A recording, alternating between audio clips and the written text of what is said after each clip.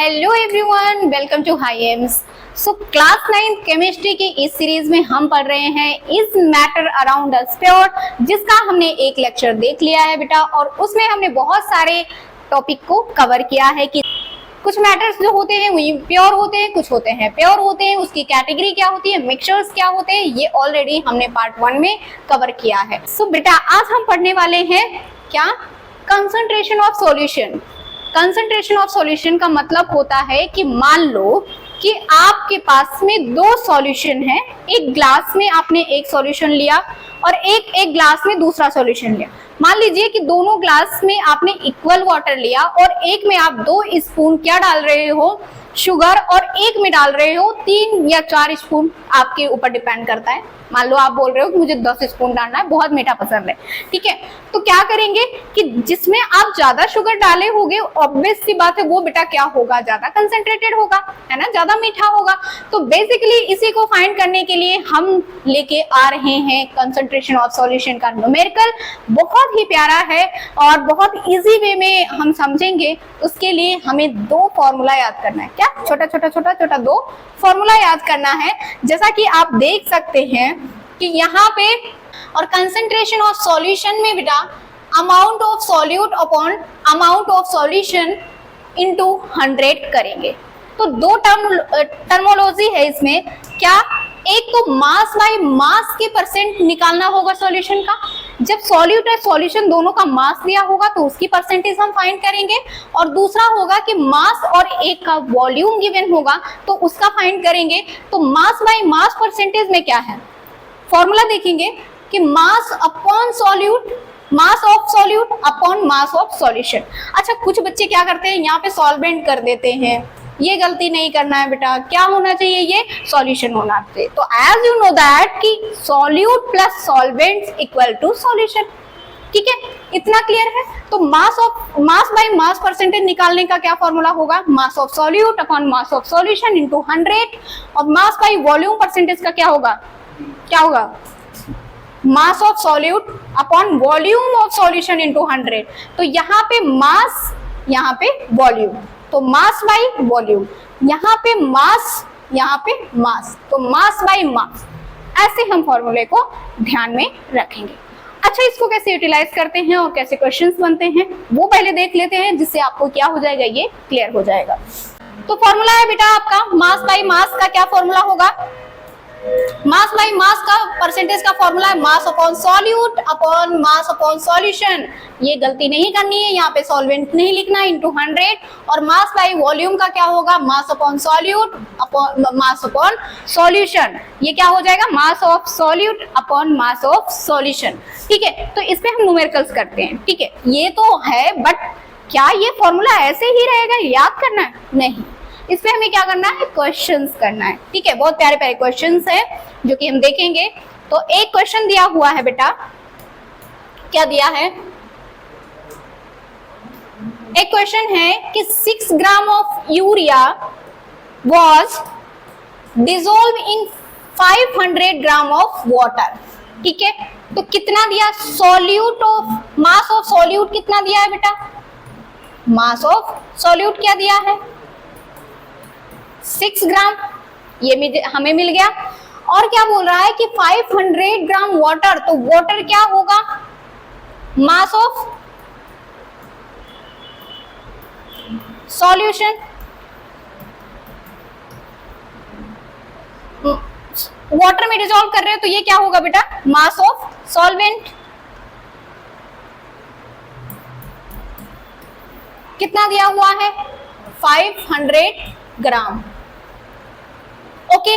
तो हमें सॉल्यूट और सॉल्वेंट पता चल गया, तो क्या मास ऑफ सॉल्यूशन निकाल सकते हैं, क्या मास ऑफ सॉल्यूशन निकाल सकते हैं? क्या करेंगे, इजिली दोनों को ऐड कर देना है, इजिली दोनों को ऐड कर देना है। तो ये 500 इंटू 6, ये हो जाएगा 506 ग्राम।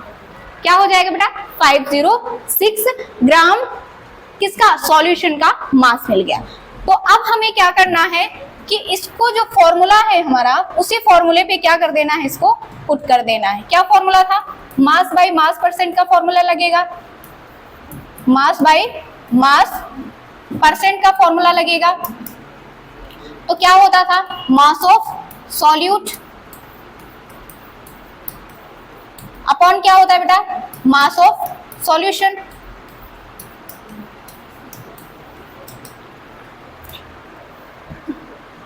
Mass of solution into 100।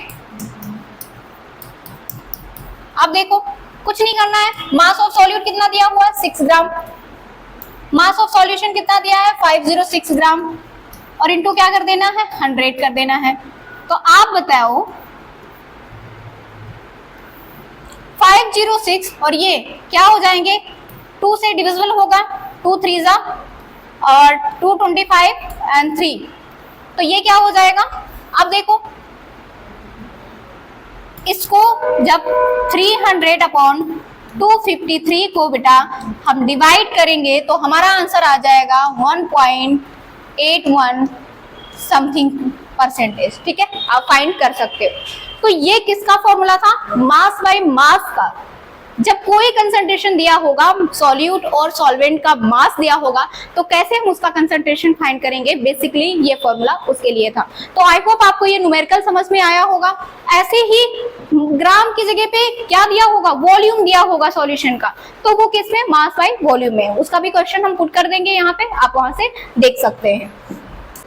सो बेटा सॉल्यूशन एंड देयर प्रॉपर्टीज के बारे में बात करेंगे कि सॉल्यूशन जो है उसकी प्रॉपर्टी क्या होगी, और सॉल्यूशन क्या होता है आपको पता है कि सॉल्यूट प्लस सॉल्वेंट मिला के वो क्या बनाते हैं, सॉल्यूशन बनाते हैं। तो anything dissolve as a solution is referred to as a solute. तो जो भी सॉल्यूशन में डिसॉल्व होगा उसको हम क्या बोलेंगे, सॉल्यूट। तो जैसे वाटर सॉल्वेंट है और वाटर में हमने डिसॉल्व कर लिया शुगर को या डिसॉल्व कर लिया सॉल्ट को, तो वो क्या होगा, बेसिकली वो होगा हमारा सॉल्यूट होगा। In a fluid solution, in the amount of solvent always outweigh the amount of solute. Two of the most prevalent solute in our daily lives are salt and water. कहता है कि हमारी daily life में जो सबसे ज्यादा solute use करते हैं वो sugar and water है। Salt is a solute because it dissolve in water. तो salt क्या है बेटा, solute है, क्योंकि वो water में क्या हो रहा है, dissolve हो रहा है।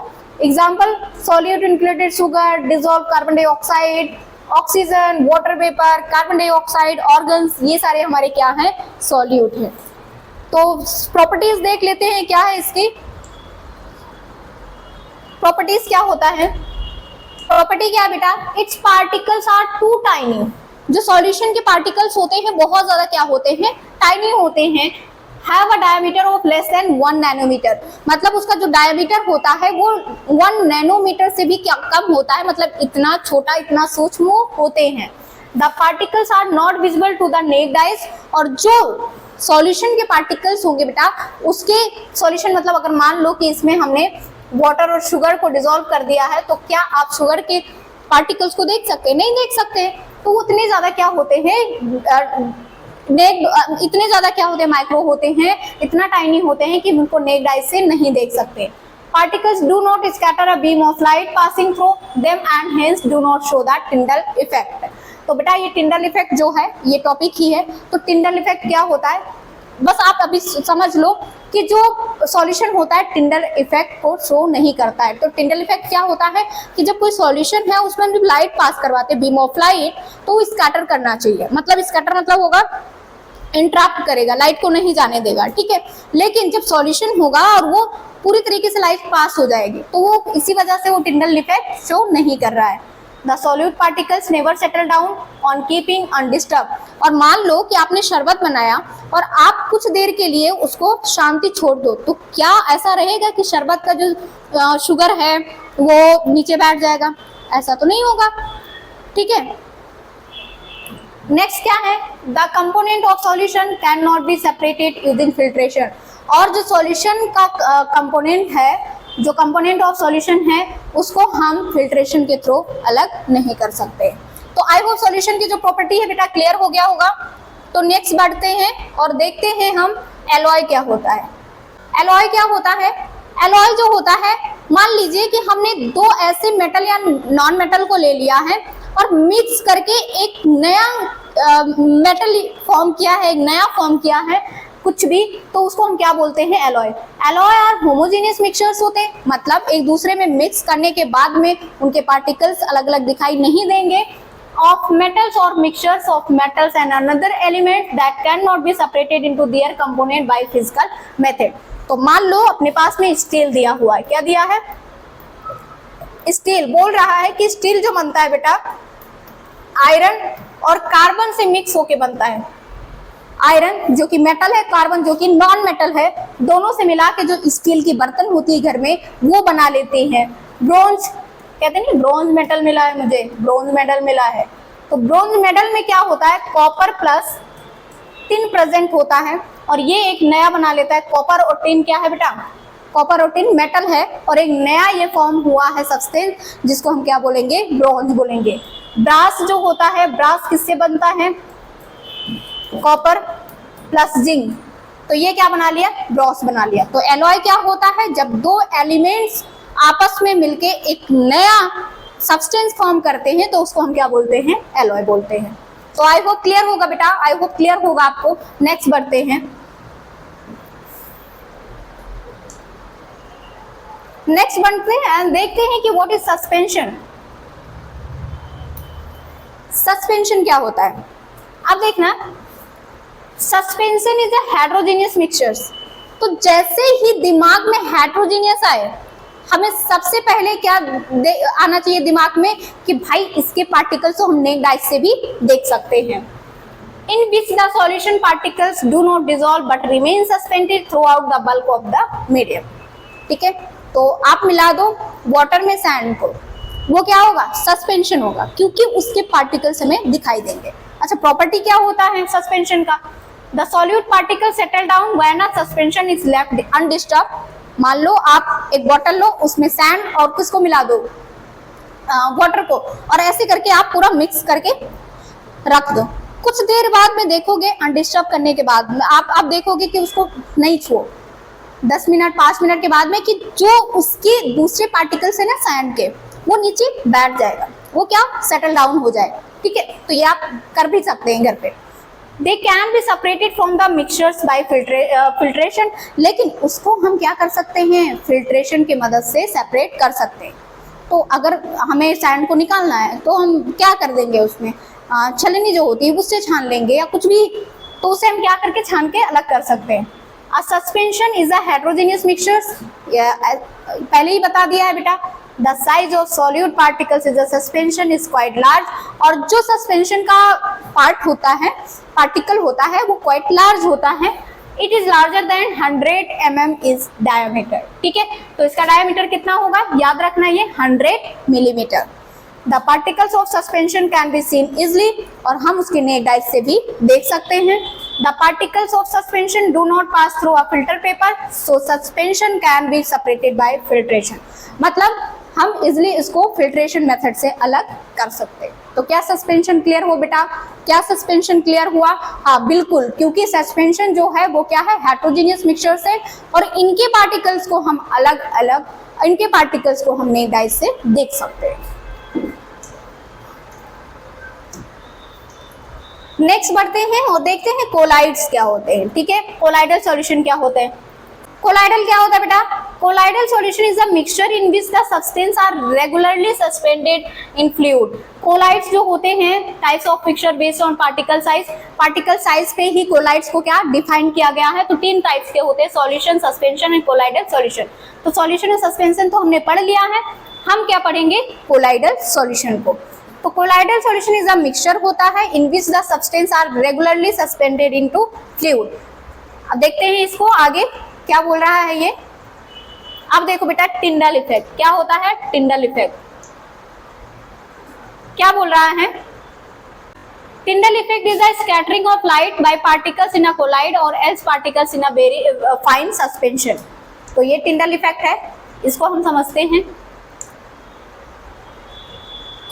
देखो क्या है, ये सॉल्यूशन है और ये क्या है? कोलाइडल है, और ये क्या है? सस्पेंशन है। ठीक है, यहाँ पे देखना बेटा, क्या ये सॉल्यूशन में जो लाइट का है वो विजिबल है? नहीं विजिबल है, मतलब पता ही नहीं चल रहा है लाइट कहाँ से जा रही है। ठीक है, और यहाँ पे देखना कोलाइडल में हल्का हल्का विजिबल है, मतलब थोड़ा थोड़ा विजिबल है। ठीक है, मिल्क में। और ये क्या है कि हमने ये जो सॉल्यूशन है वो वाटर है। तो वाटर में कोई मिक्सचर होमोजेनियस मिक्सचर होता है, और मिल्क में थोड़ा बहुत विजिबल है, और फ्लोर एंड वाटर ले लिया हमने, वाटर में आटा डाल दिया, और ये आप देख रहे होंगे कि बीम ऑफ लाइट क्या है, पूरी तरीके से हमें विजिबल दिख रही है। तो टिंडल इफेक्ट क्या होता है? The टिंडल effect is the scattering of light by particles in a colloid और सस्पेंशन।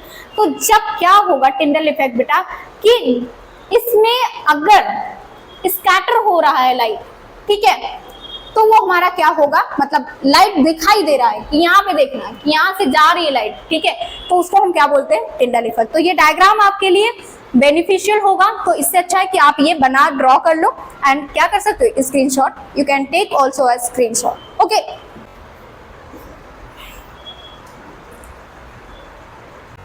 नेक्स्ट है इवेपोरेशन, इंपॉर्टेंट टॉपिक है।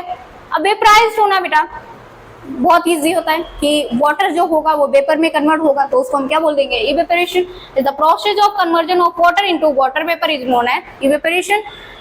Example, cloth drying in the sun, cloth को ड्राई करोगे सन में, तो जो उसका वाटर होता है कहाँ चला जाता है? वो वेपोरेशन होके वो उड़ जाता है। Tea and other hot liquid are cool down, जब गर्म चीजें जो होती है ठंडी होती हैं, तो वो उसके भी जो गर्म वाली चीजें होती हैं वो क्या हो जाती है? इवेपोराइज हो जाती है। Dry floors, ice cube melting, ये सारे एग्जांपल किसके हैं बेटा? इवेपोरेशन के हैं।